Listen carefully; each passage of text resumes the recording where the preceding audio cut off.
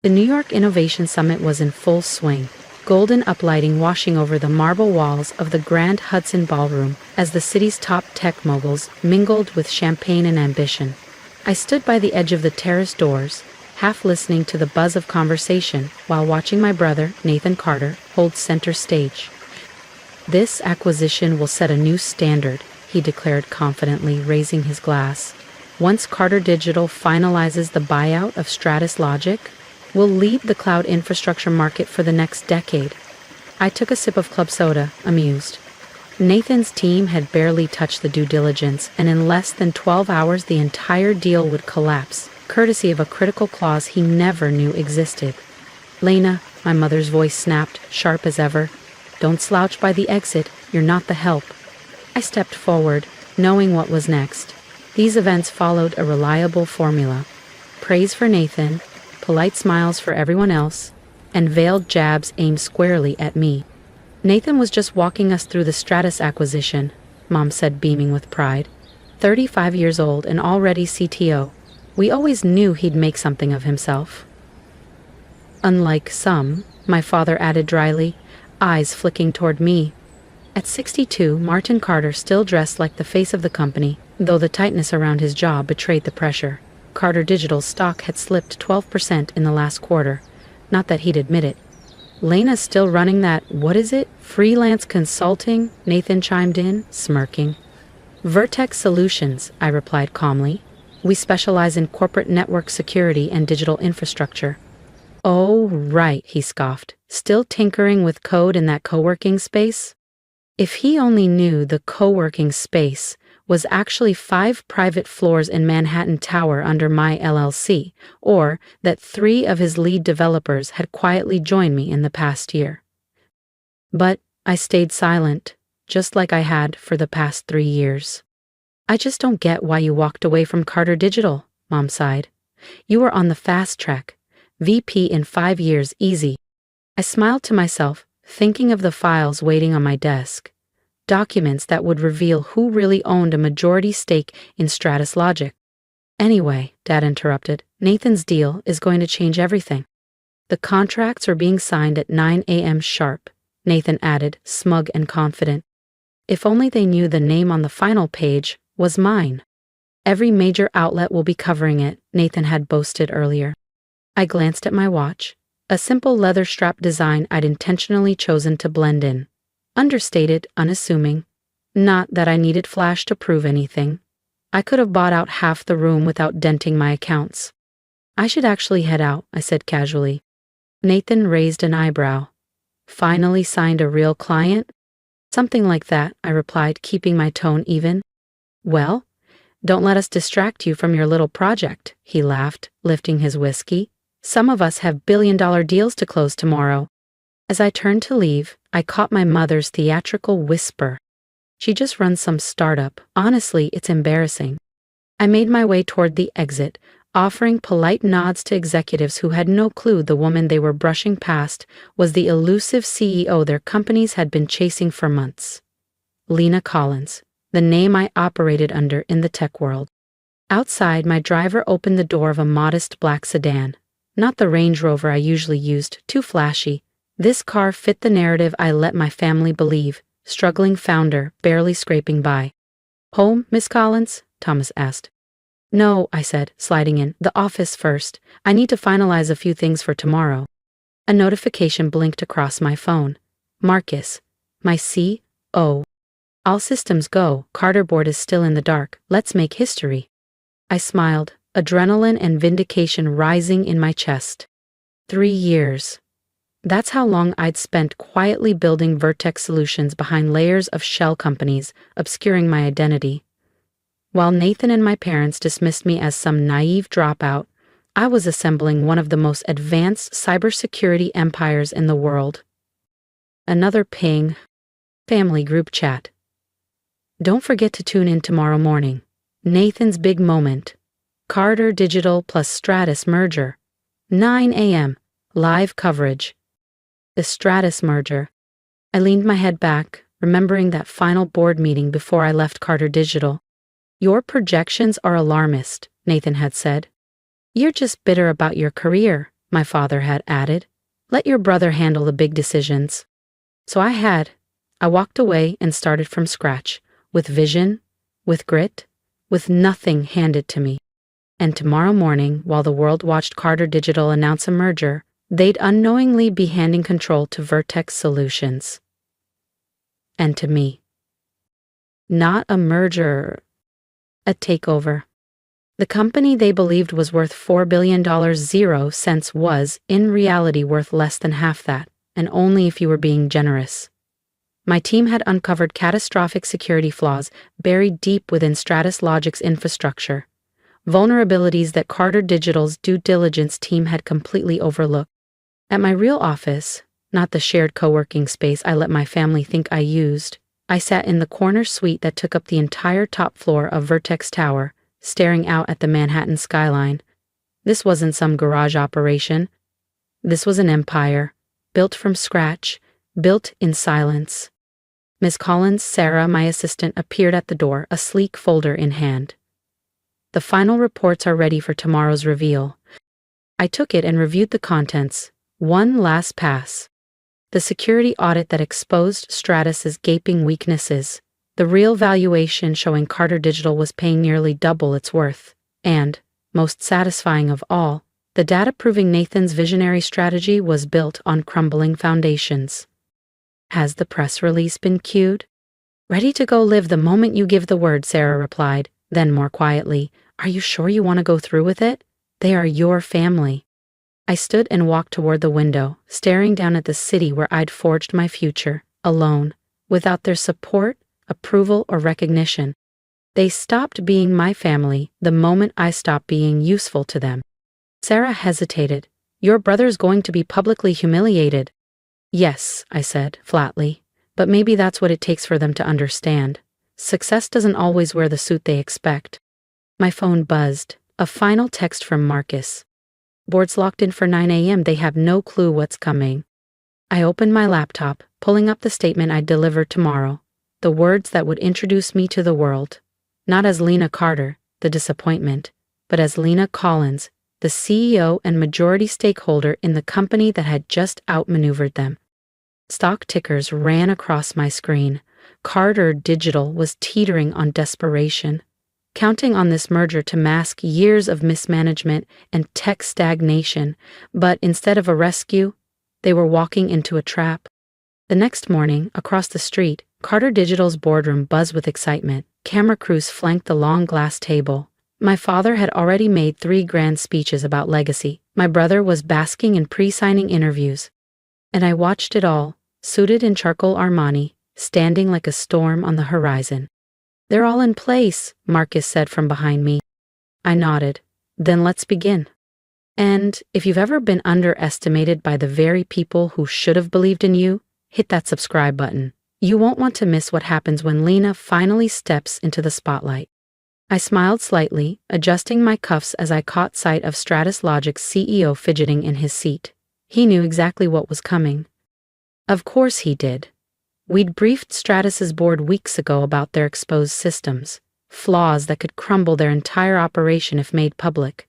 We gave them 2 options: risk a catastrophic leak or accept a strategic acquisition by Vertex Solutions. They chose survival. Miss Collins, Sarah said, appearing beside me with a tablet. Press release is ready. Also, your mother just arrived at Carter Digital. Celebration pearls? I asked without looking. Sarah nodded. Full regalia. I glanced at the clock. 9:45. I am Min. Right on time, I said. Let's show them what a little startup can do. The short walk across the street felt symbolic, like stepping through a mirror. On one side, I was still Lena Carter, the dismissed daughter, the family's tech disappointment. On the other, I was Lena Collins, the anonymous powerhouse they never saw coming. Through Carter Digital's towering glass walls, I could already see the buzz. Nathan holding court, microphones angled toward him as he spoke about the vision for the future. My father loomed nearby, soaking in the legacy he believed he was passing down. My mother glowed beside them, proud as ever of the child who'd followed their path. I entered the elevator, flanked by Marcus and Sarah, each carrying a sleek leather briefcase. Inside were the real documents, the ones that would rewrite the narrative in front of a live audience. At exactly 9:55 a.m., the conference room doors opened. The chatter stopped, heads turned, cameras tilted. Nathan stopped mid-interview. "Lena?" He blinked. "What are you doing here? This is a private event." I calmly stepped to the head of the table and set my briefcase down. "Good morning, everyone. Shall we begin?" My father shot to his feet, his expression hardening. "Lena, this is absurd. This is the Strata signing. Where's their CEO?" "Mr. Weiss won't be joining us," I said, nodding at Sarah, who began distributing thick folders to the stunned board members. "He signed the final paperwork last night." Nathan's voice cracked. "That's not possible. I have the merger contract right here." "That contract," I said smoothly, "is void." Gasps echoed as he opened the folder before him. "Stratus Logic has accepted a different offer." My father's hands curled into tight fists. "Who the hell?" "Mortex Solutions," I interrupted, "or more specifically, me." The room fell into stunned silence. Camera crews swung in my direction, eyes widening. "This is insane," Nathan finally stammered, his voice cracking. "You run a small cybersecurity startup. There's no way you could afford." "That small startup," I said, turning toward him, "is worth $12,400,000,000, 0 cents, Nathan. Vertex Solutions is now the largest cybersecurity firm in North America." I tapped the tablet, and the main screen in the boardroom flickered to life. Financial graphs, global reach maps, and client portfolios filled the display. "While you were all mocking my hobby, I built something you never saw coming." Across the table, my mother's pearl necklace clinked audibly as she slowly sank into her seat, visibly shaken. "But you work from that tiny office near Midtown," she said, bewildered. "A front," I explained. "Vertex operates in 20 countries, supports government contracts, and we own this building, actually. And as of midnight last night, we own Stratus Logic." My father's voice cracked. "Why? Why would you go through all this trouble?" I looked him straight in the eyes. "Because 3 years ago, I came to you with concerns. I told you Carter Digital's infrastructure was outdated, vulnerable. I warned you. You told me to leave the real business decisions to people who understand them. So I did." I nodded to Sarah, who immediately distributed the next set of documents. Board members leaned in. Whispers began. Chairs creaked. The illusion was collapsing fast. "These files detail why Stratus agreed to our terms," I continued. "They were hemorrhaging money, riddled with breach risks, and barely staying afloat. All things your due diligence team missed, Nathan." He flipped through the pages, his hands shaking. This could destroy us." "No," I said, my voice even. "This could save you." There was silence, only the low hum of the ceiling lights and the flick of pages being turned. "Vertex isn't just taking over Stratus. We're offering a full acquisition of Carter Digital at a fair price, before the market realizes how exposed you truly are." The board members sat up straighter, alert now, interested. They had seen the numbers. They just hadn't dared speak against the Carter name. Until now. "You can't do this," my father whispered. "We're family." I let out a soft laugh. "Were we family when you mocked every idea I brought to the table? When you laughed at my career? When I was only good enough to pour drinks and stay quiet?" I stood, the weight of years lifting from my shoulders. "Carter Digital has 12 hours to decide. After that, we go public." Sophia turned to my mother, desperate. "Mom? Do something." But there was nothing to be done. I looked around the room that once defined my failure, now echoing with my silence. "Last night at the gala, you called my work embarrassing," I said, letting the words hang in the air. "You spend years belittling me, mistaking my quiet for weakness." I walked to the door, paused, and turned back one final time. "I want you to remember this moment," I said, voice calm but resolute. "Remember that the daughter you dismissed as a failure now holds the fate of your company in her hands." No one spoke.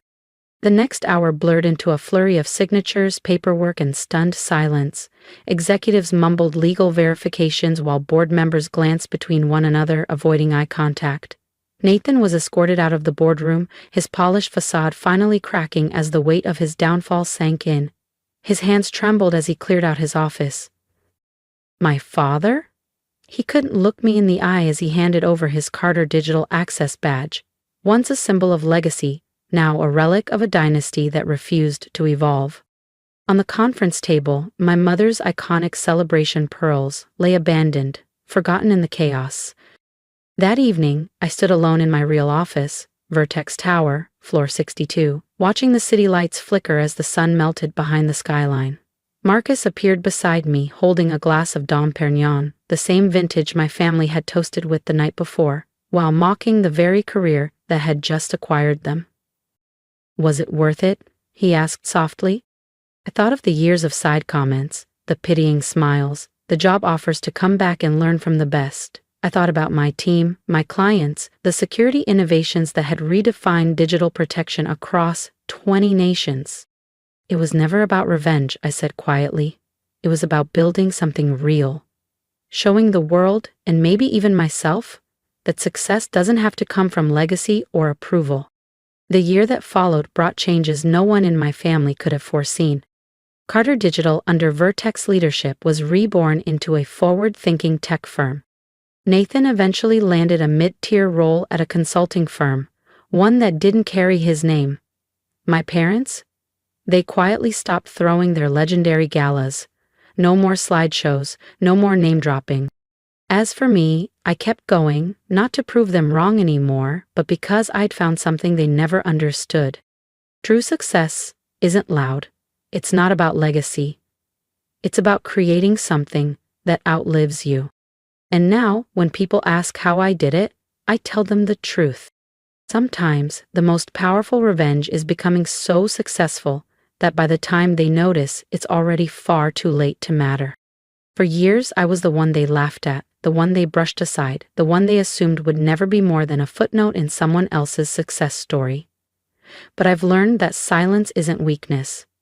Sometimes it's where the strongest people do their best work. If you've ever been overlooked, underestimated, or told that your dream is too small, I want you to drop a comment below. Tell me your story. I want to hear it, because I've been there. And if this story resonated with you, hit that subscribe button, not for the drama, but to remind yourself that you don't need anyone's permission to rise. You don't have to follow their path to be worthy. You just have to believe that your path, quiet, bold, or unconventional, is enough. Let this be your reminder. You are not a failure just because they can't see your vision. Keep building, keep growing, and one day, when they finally look up, let them realize the empire they once ignored was yours all along.